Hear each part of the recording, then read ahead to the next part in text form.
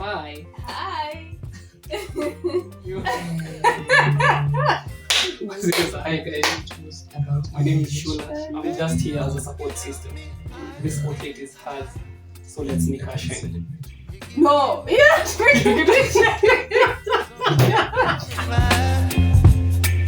Baby, you get Welcome back to another episode of Purity and Shulak. My name is Purity Mbugwa. And my name is Shulak Mbogo.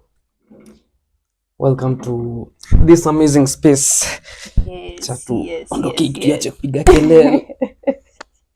How have you been? I hope you've been good. How have you been? I've been good. Mm-hmm.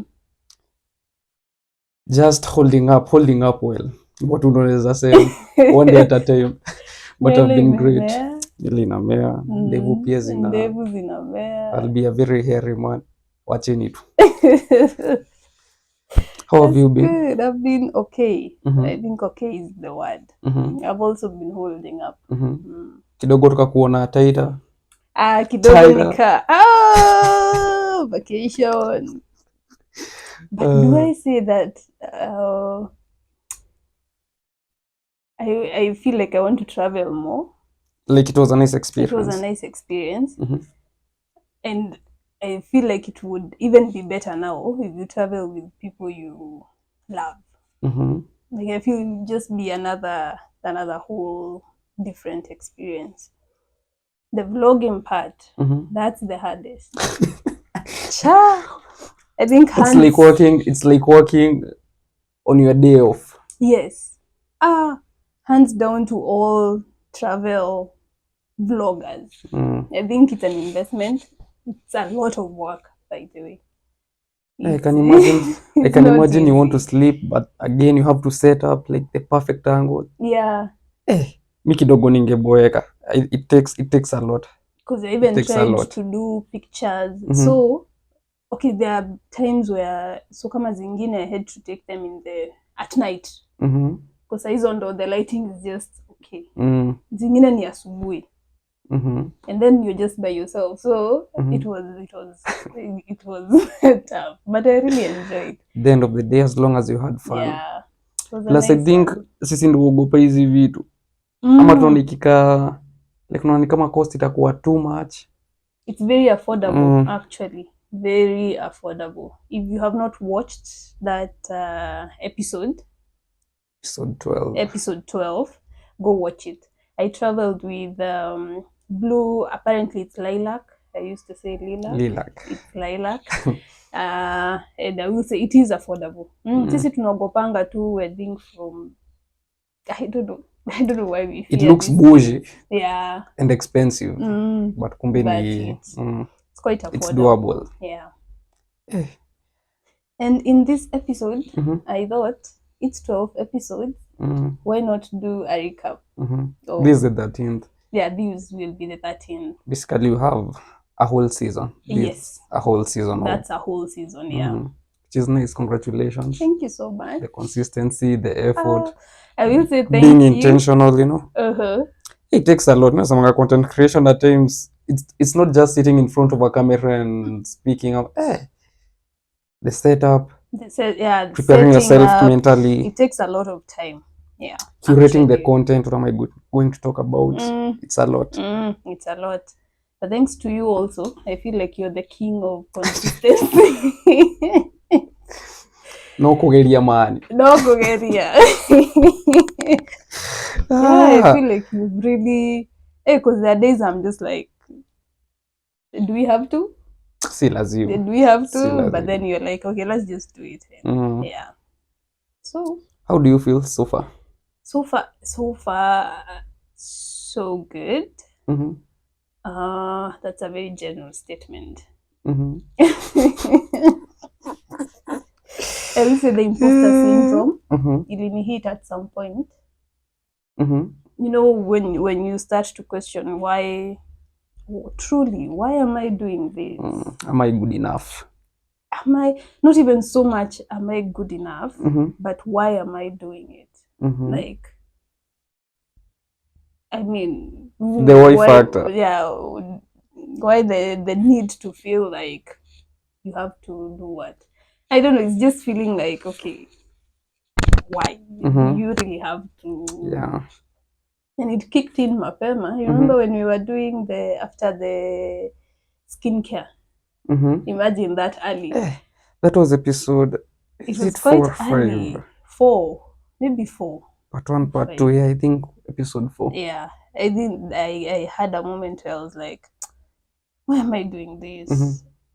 But actually, I think the feedback, feedback has really helped. And also I feel like each day I am reaffirmed as to why I do this. Before I went to Taita, there was a mini sit down session I did, and I guess it gave it a bit of clarity that it's just a recount of my life. It's just like an autobiography or something, and so it sort of reaffirmed, or I felt a bit more settled into why I do this. But that imposter syndrome, that one was there. I think it affects everyone at some point. Kila time lazima tu. There are times you're like, is your content even good enough? Yeah. You're like, Or what is this you feel you will say that has not already been said, or you feel that will impact? I mean, is it really that special? If it's motivation, we have a whole lot of motivational speakers. Yeah. If it's story time, you're like, there's no you've gone through a particular experience alone. Yeah. Like, if maybe you went somewhere, maybe something happened to you, it has happened to another person, people know. Yes, yes. It's not like you're very unique or very special. And so I had a hard time with that one. But I feel like the drive is what keeps someone going. You know, as long as you're feeling happy, you know, you're feeling, alafu there's that sense of fulfillment when you do it. Yes. I think that's what again reaffirms to you that by the day you're on the right track. Just continue. Yeah, I remember going back to the very first episode. I think that one, the introduction one, I think that one keeps me grounded. You know, like this is what you wanted to do. Remember why you wanted to do this. And that first episode, I just go back and watch, and I'm like, yeah, I want to continue to do this. And again, since you started creating content, it also reaffirmed to me that there's nothing like being late in life, you know. Because this was a dream that you had this dream back in campus. That was 2020 what? 2015, 2016 there. Around 2015, 2016. And then like how many years later? Like 7. Yeah. You need actually 8. And it's working. 8 years later, here we are. Yeah. So at least that also. That is like, that's my biggest take home from this. All you need to do is start regardless. Just start. Because you could have said, maybe I'm too old for this. Ama kidogo. Ama is it like now you're going with there's also the question of, is it now that everybody else is in this space, now you are also deciding to join this space? And so it may not seem like as though it's coming from an authentic point of true. Yeah. What has been your experience so far? It has been great. I've been enjoying this. I enjoy sit downs. As in, talking gives me this sense of, I don't know, fulfillment. And even off camera, I think even my friends can tell you that I love banter. Whether it's serious, whether it's at times it's just, you know, joking and everything. But I'm that guy who appreciates being like in a space. Let's talk. Where you can just talk and converse. Let's talk about my shot. As in anything, but I love the banter. There's usually some sense of fulfillment. And it's like therapy for me. Okay. And again, I love it because I get to learn a lot. Yeah. I get to learn a lot. Yeah. Every time we talk, lazima tu nitakuwa na take home because ulikuwa nafikiri yenyewe hata ulikuwa nje. But it has been great. The vibes have been amazing from episode 1 nini. And I also love the fact that at times you edit your videos Yeah. Narahisishiwa kazi. Mimi times napangwa kisha tengenezwa like you are learning. It's just the curiosity. The thumbnails, you know. Yeah, it's the curiosity, I think, for me. Like the mini vlogs. Yeah. Just chilling naambiwa nakutumia video ya Friday. Kwani really? Okay. But I will like say it's nice seeing you go that extra mile. Okay. Like with the thumbnails. Kidogo you have film more on your phone and I'm like, woman's is serious. It has really been nice. Just seeing that side of you know. Ati hapo unafanyanga aje? So hapa na hapa. Again, at times you've tried to edit, all I have to do is like just fine tune it kidogo. Yeah, because you can just tell an amateur. But I guess it's just, I think there's a creative side to me that is just a bit curious, like just to know, cause you watch content and you're like, how do they get their stuff to look like that? Yeah. Then kidogo Filmora and you're like, it's so easy, or Canva and you're like, really? Like even the reels on even the reels on nini on IG. You know, guys, I hate social media. Mr. Odangada. Like it's weird. Actually, it's a paradox because you love doing this, but again, sasa the app itself, hautaki. Even when you are telling me nataka kupa access hii account and I'm like, ni yangu imenilemea, nitawezana tena na hii. But their account is Purity and Shula on Instagram. I go check out the reels and I'm like, okay, nice. Ulifanyaje? Hata yupo zile za kidogo pia nitaanza kujicha. Like it's interesting. You see, like this time there was this reel you posted. What about this one? And this, as in, like the transitions, and I'm like, okay, nice. Yeah, because nice. It brightens up our channel. Yeah. Our page. And our I like Instagram how our page is looking because at the moment. it was the one managing that account, guys. That would be a different story. But then I'm happy. I'm happy that you get to do the editing. I honestly I would want to learn, but I don't want to sit and do it. It's not like you want to. Yeah. I don't want to go into the whole vibe of it. So I'm happy that you get to edit, and because I'm quite okay just being on the socials kidogo. Saizi ndo narudi trying to dust off. I'm happy to be on the social pages, just trying to keep our page looking some type of way. Yeah. Because but again, at times I don't even understand myself. Okay, you're doing this for it's going online, but again you don't want to engage with unanipata. It's weird. It's weird. Because at times I'm like, na shida yako kwa gari, because it's like you just can't make content alafu, because if it were up to me, I release the content and then meeting. But again, it doesn't work like that. Yeah. But I'm also learning to compromise.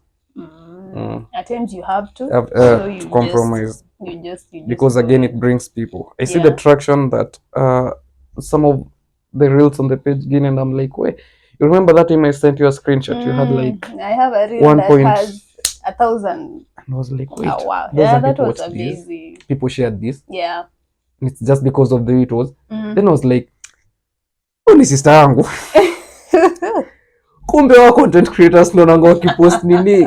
As in, it's not like out of this world. It's because hata mimi ningepatana na hii reel, naeleza na huyu mdemu. Wow. It's just people having fun. Yeah. Alafu say inakaa tu. Yeah. They put work into it and then it now looks glamorous. Yeah. So I will say, when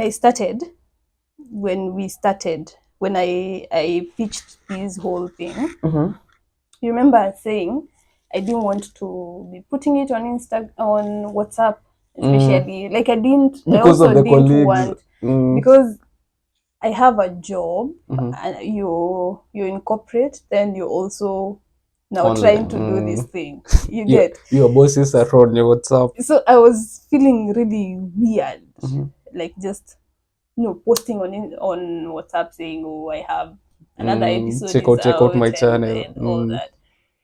But I also hope to get to a point where like we just grow the channel on YouTube where when we just post, there's no trying too much to push the content on those platforms. I get it. Yeah, so that's what I'm trying really to strike that to, balance. Yeah, to strike that balance. Because at times you'll do content and maybe you feel your boss will be like, hey, no, huyo msichana. But again, I thought of this the other day. That's in the company.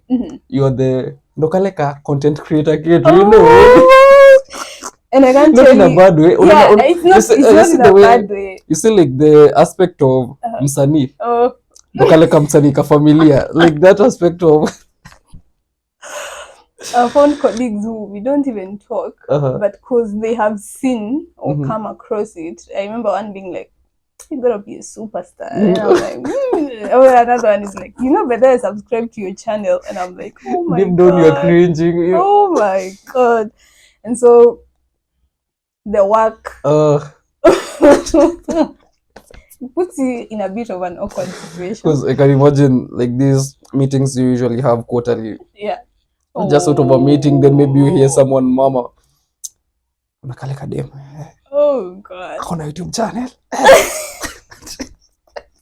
And at times how like you can feel the eyes praying on you. Yeah, you can feel it. Yeah. About you. No one has to tell you that people are watching you. Yeah.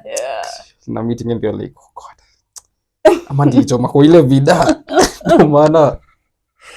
But I'm happy that they're so supportive. At least for those who have, spoken about it. There's some who will just like see the update and they just be silent. Yeah. But so far it's been positive. Positive. Did I tell you there's a colleague who you should shout out? You have a huge fan, by the way. I can't remember the name, but I can't remember you telling me that. Yeah. So, I mean, that space has also been quite supportive. And just to say thank you so much for everybody who watches and clicks and goes to YouTube to just see the whole action. Like it's... On the feedback aspect, I always say there's nothing like bad feedback. No, feedback is feedback. Feedback is feedback. If you don't like something, I prefer you say it to someone, to their face. Yeah. In the inbox, sikupenda episode last time. Yeah. Mbona. Because of this, and this. 1, 2, it really helps in improving and, the way you curate your content. And again, ikikubamba, just say, episode ilini, bamba. Yeah. Ukieza, go that extra mile, especially the part where you, again, it really helps. It's something feedback is with you. Because at times you don't know whether you're doing the right thing. Oh, not. But okay, let's and again, at times, yes, you're doing the right thing, but a little assurance goes a long way. It goes a long way. I know when we started, there is I think the first feedback that I got was this guy who we don't speak often, but he was like, I don't know so much about this space, but I think you should focus on the camera more. Like you should, because I was really shy. Like now is when I'm starting to be confident. But I used to avoid, by the way. I used to look at you more. I don't know whether you noticed. And so this guy was like, okay, I don't know, but maybe if you could try, that could help. That was one of the feedback that I got.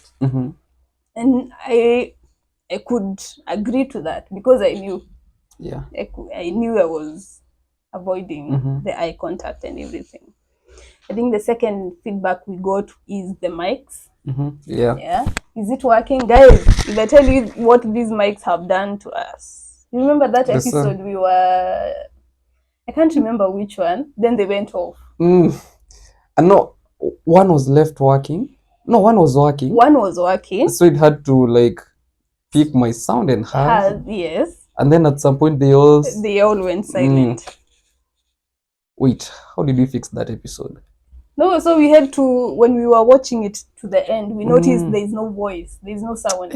So we had to come back. That was frustrating. And redo the last part. The last bit. Bonga leo umesema nini hapo ya mwisho? So utaanza na like I was saying. Like that was frustrating. And it was late at night. We just it was. I think it was 12. Past 12.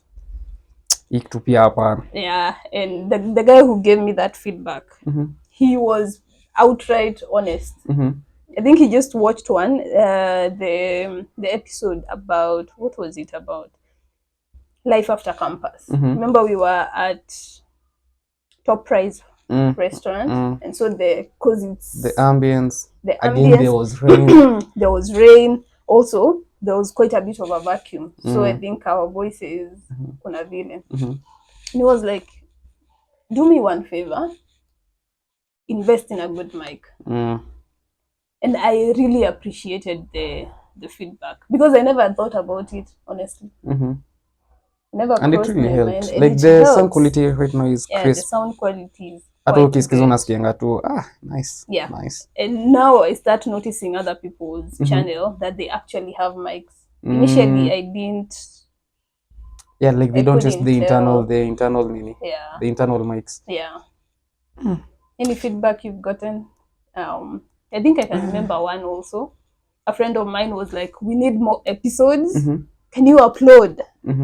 And I remember just feeling like, okay, wow. Remember we used to do one. Then at some point we did. No, initially it was supposed to be once a month. No, once every 2 weeks. Once every 2 weeks. Yeah. Then now we shifted it to weekly. Every week there is an episode. So that was feedback I just remember. Carol, I think you know Carol. Carol was like, we need more episodes. Record more often. There was feedback. There was a guy who really loved this setup. He was like, the setup in Nakanga. Nice. And we've come from far with this setup, actually. That's it. Me feedback kidogo sijapata, but I remember that one. The setup. Kit also gave feedback. It was like, the vibes are, the energy is on point. The energy is good. Which has been your favorite episode so far? Do you have a favorite? Do I have a favorite? Do I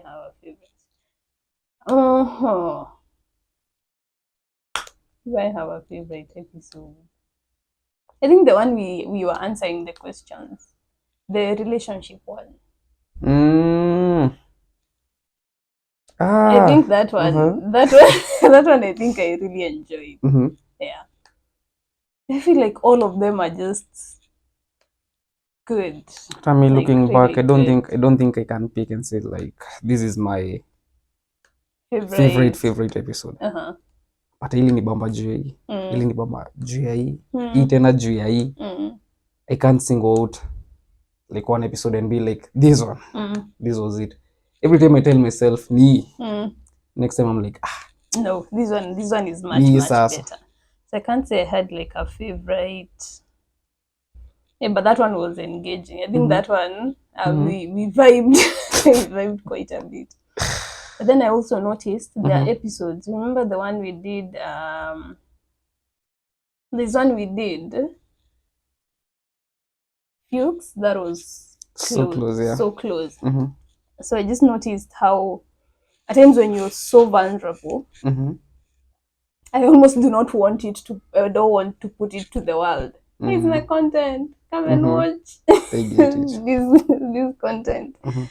And so I think that's something else that I'm doing. What I am starting to sort of get comfortable with. Because I remember that episode, I was like, it's a very good episode. But even when we were trying to figure out do you call it a description? What do you call it? The title of it, I was like, now do I want people to experience I was quite vulnerable in that episode, and that is something to get comfortable. Being vulnerable to the masses is it's tricky. Hata mimi anytime I get vulnerable, when doing content, content.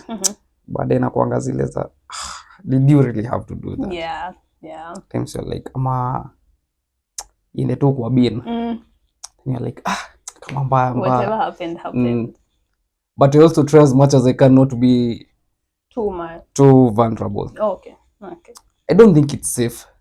Honestly, I don't think the online space is a safe space. Si udanganyana. This is a safe space. Come say whatever you want to say. Then at some point, it will be used against you. That's why I don't like personally being that vulnerable. Ile kidogo tu ya kuonjesha. Ile even if you use that against me, feel sad. Ile we sawa. Yeah. But kuna ingine, it's like maybe crying on, maybe doing a story time, then you cry, you become over emotional, then one day you make a comment and people go back to that video. The internet never forgets. No, it never forgets. But I've also come to notice that when people are truly their authentic self, I tend to relate more to their content. Like one of my favorite, na ameenda silent for a while, is Sharon Mondia. This is S. Because with her, some of her episodes, if she's going through it, she's not here pretending she's okay. Like she will just say it. This week has been a tough week, whatever. And I sort of tend to feel that, okay, ukiangalia maisha ya this person, you're like, okay, now that seems like reality. There's some shows you'll be like, people. Oh, like the perfect it looks like the perfect life. And so just a bit of vulnerability, and just being your authentic self, I will say it goes a long way. Yeah, I think people can resonate with what you're trying to say. Instead of painting this perfect picture of I'm this perfect guy, no flaws, no shortcomings. I get it. Yeah. Completely. I think another aspect that I learned is when we started this, honestly, the views, I didn't have, you know how you can say you're worried that your channel won't get views, you're worried that the likes, the comments. My focus was not there completely. Like, I was like, even if how many people, 5 people, 10 people watch, like I would not be bothered as much. As long as the content is out there. As long as the that's content all that is out there. But I know when we put out a few episodes, I sort of got a mind shift. I don't know, something shifted. And it was very subconscious because I was like, okay, now, why does somebody post content? I think I mentioned it to you. And they get 1.5 million views. What's the logic behind that? What's their content about? Like, it aroused a level of curiosity that was never there. You know, even how, because this channel, the idea even to monetize never even crossed my mind. It was just having fun. This is just good vibes, right? But a few episodes in, somehow I just started to get curious. And so now I started to watch videos, and now when I'm watching them, I'm not just watching for the sake of consuming. I'm watching thinking, okay, this guy has this much likes. What's their content about? I mean, how? It triggered something. It triggered something, and what is it doing different? Yeah, what are they doing different? What is it about them? It just triggered something in my head, and that was an amazing shift. You train, okay, maybe the setup. But then I would go maybe into you watch their content and you're like, okay, it's not like there's anything extraordinary about it. It's just them being them. It's just them being them. I think at times it's just people being in love with your vibe. Yeah. Did I tell you I once sat down through a 3-minute, was it a 3-minute or a 5-minute clip of Diamond stuck in an elevator? Then afterwards I was like, Sasa hata hii ni umeona like hiyo 3 minutes ungesikiza ngoma ya msanii fulani. Yes. But it's just because it's there. I mean, what's so special about being stuck in an elevator? There's nothing. And there's nothing there. But you're there watching his demeanor. Watching how he reacts. I'm a panic. Or is he treating the guys? He's just a normal guy. Nini. Even the guys around him don't treat him like a special person. Yani they are. Then after the 3 or 5 minutes was like, okay, umetoka kuwatch nini sasa? Like a whole 3 minutes. It's just the idea of loving the person and falling in love with, I don't know, their content, how they carry their life, how they do their stuff, true, who they are, and that was an interesting one. Yeah, but now on the flip side of it, I came to notice how now social media can be what? I don't want to say depressing because that's a very heavy word. It can be triggering because when we started, I'm not very, what can I say, conversant with the new trends. Like say on Instagram or whatever. Remember telling you I would rather you post stories and all that just because you do it much better. So what I noticed is when you put in a bit of effort, you want to see whether that effort is bearing fruit. Is it paying off? So you go post. Are the views increasing? Yeah. Then you go back to your video and see any growth. Like it can be very. Yeah, I get it. I don't know how to say. The numbers can start getting into your head, and especially when you put effort. Then there's nothing in results. Now they start defining your worth. You're like, they start. Yeah, exactly. 10 views. Yeah. Now the self-doubt now kicks in. Sasa vizuri. Like this is like a reaffirmation. By the way, uko nje. Which is not the case. No. No. I don't know whether there's anything else that these episodes have taught me so far. Yeah, I think that's it. But it's an interesting shift. I think if you want to do something, just go do it. Something might shift. I've noticed also my confidence is growing. My demeanor is also changing a bit. And it's just when you record yourself, then when we're setting up, and you just want to sort of frame just to see whether we're okay. Then I'll just go back and watch my demeanor and be like, is that how I normally act? Or is that how I normally... I don't know whether I'm making sense. Maybe I'm seated and I don't know. There's just something. You start observing your posture. I start observing my posture. It is doing something to me that I like. Yeah. Nice. Yeah. Nice. 13 episodes down. This is the whole season. Yeah, that's a whole season. Tu nimesema congratulations. Thank you so much. Consistency iendelee. Looking forward to the next one. Episode 14, 15 and hadi mali. Get to 100 episodes, you know. Yeah. And 100 would be great. And I hope like you have like a solid fan base of your own. Not to come work meet and greet. You see that like a community of people you relate with. Yeah. People who love the stuff that you love. Growing together, you know. Yeah. I hope that for myself too. And you're here, so we will see how. Me support system. We will see how this goes, right? Let us know what you think of, you know, these 13 episodes so far. Like I said, the feedback. Okay, yes, to just throw in a word. Good, great, kidogo hapana. Anything. Yeah. Yeah. Because the feedback is really, really important. Feedback is important. I will say though, in did you call it a paradox? Yeah. So I was trying to see, do I comment on people's videos or content? Sure. Do I give feedback? Like this has also been a moment, a moment of reckoning. I know for sure if I'm watching content I will like. I mean, the fact that I am sat there watching, I mean, I will like the content. Yeah. But now, do I give feedback? Me kidogo hapo guilty as charged. That one, by the way, it's also something I've started to think about. But for me, I know what holds me back is, I don't know, I feel like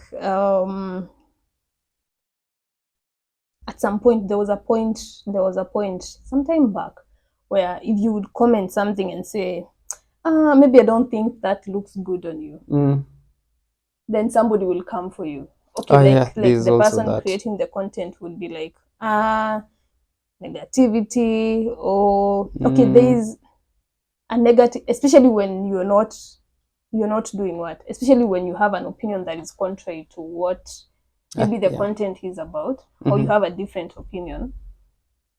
I don't know, maybe it's how people were saying it, but the feedback now from the creators was, if you don't like something, don't come and say it. Just keep it to yourself. Keep it to yourself. And sometimes, even if I want, especially if you want to comment the good, I mean, that's easy because you're just complimenting whatever is on. But when you have, like, maybe say a different opinion, then I'll sit to think, okay, now how does this affect this person? Is this person going to feel some type of way? And it sort of increased my consciousness to, like, you know how people say they are bullied on social media or stuff like that. And so I know for me that has held me back kidogo. But it's also something to think about. I'm like, I want feedback. Do I give feedback? Yeah. True. Yeah. That's it, right? That's it. That's it. We are going to see you on the coming episodes. Videos weekly, right? Yeah, I think we can every do week. that. Yeah, We it's can possible. do that. We can do that. And thank you so much for your support. Thank you for watching. Thank you for the feedback. What else can we thank people for? Just for, thank you, Ibot. Thank you. And by the way, you should like just release a new single. A banger. Yeah. It's called Nikupende. Nikupende is a love song. Yeah. Basically, in the song, I profess my love to my lover. Why this? Okay, to my lover. And say your lover. Okay, I profess myself to my lover. Without the to my lover. And expressing my wish to be with her till the end of time. You know? I wrote this song when I wrote this song, I was in a very good space, kimapenzi, you know. You are being hampered. The love was kudekezwa nilikuwa nimedeke. So it's just that feeling where you look at someone and you're like, wait, me want to spend the rest of my life with you. Yeah. My youth, my old age, I want to die with you, you know. It's the perfect song for lovebirds. Dedicate that song to your significant other. Kama wewe ni dem, tumia boy wako, tumia crush wako. Kama wewe ni boy, the same. Yeah. Because the message resonates with all genders. Both genders. It's a nice song. So please check it out. It's on all streaming platforms: Spotify, Boomplay, Deezer, iTunes, Tidal, all of them. My team and I are working on a video concept. Givana will do the video. That will be my final project of the year. Yeah. But before we release the video, you can check out my other videos. There is Isia and there is Slay Queen. Yeah. Yep. Yeah. Congratulations on that. Thank you. I love that song. I love it. I love it so much. Thank you. I feel like just have the ability to, because for us who do not know how to express ourselves, I feel like you just have a way of putting it into words. Yeah. And what's amazing is that as a creative, like, okay, as a songwriter, is that you write something and other people relate with it and you're like, yes. Yeah. Like that's the whole point. That's the whole point. That's the whole idea. See this concept, yenyewe mtu anakuambia yenyewe hata mimi niko kwa situation kama hiyo. The fact that people will relate with your lyrics and it's something they feel. Yeah. Hey man. I can't wait to be a big star, Miss Wadanga. Like, do the shows. Yes. Like, I picture myself on stage and I'm like, you guys are not ready for me. Yeah. The moment I get that breakthrough, shows nini. Teasy, vocals, nini. I'll make sure when people come to my live shows, they never miss. Wakisikia nimeitwa Meru. They show up. You sell out shows, you sell out. Yeah. Sell out to stadiums. Kidogo. Your writing is like I really love this thing. And you enjoy and like I enjoy doing it's your passion. And I'm really happy that you're following it through. Thank you. Yeah. Okay, that's it, guys. We don't want to get emotional. Yeah. For the rugby fans, the Rugby World Cup is on. Mimi, I'm rooting for South Africa. Sijui itaenda. You've never watched rugby. Ni miezi mbili. Try and at least catch up on one game. Muone pia vile inakuanga interesting. Si kila saa futa. The rugby ni interesting. Somebody's gonna come for you. But anyway, this was fun. So now this is rugby what? World Cup. Yeah. Okay. Mm-hmm. And can we say he used to play? I used to play rugby. Number 9. Scrum half. Yeah. Tamiacha niseme ma jack of all trades. Jichocha kidogo. Okay, guys. So be sure to catch up on that. Yep. And we shall see you on the socials. Oh yes. We are at Purity and Shula. That's our Instagram page. Yep. Yeah. Purity and Shula kutapata kila kitu hapo. And our personal handles ziko hapo. Yeah. Also remember to like this video if you like it. Yeah. Remember to comment. Remember to share. And subscribe. Most importantly, subscribe. Yeah. Every time we have a video up, you'll get a notification. Yeah. This was fun. Yeah. Purity and Shulak, episode 13. Peace. Sayonara. Yeah. You whip up my appetite. Don't leave me here high and dry.